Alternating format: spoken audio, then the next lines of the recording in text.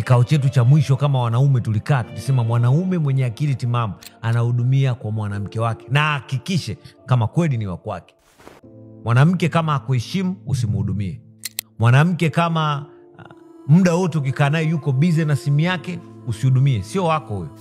Mwanamke ambaye akusikilizi utakapotoa maelekezo na yeye anatoa ya kwake, sio wako, usimhudumie. Hudumia mwanamke ambaye ukisema moja ni moja, mbili ni mbili.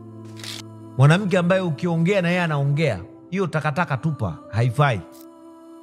Usihudumie mwanamke ambaye unaona muda wote hafanyi kazi, yeye kazi yake ni simu, kucha ametengeneza amekaa hivi, hakupiki, hakufuli, hakupi raha, yani yeye yupo tu, takataka hiyo tupa.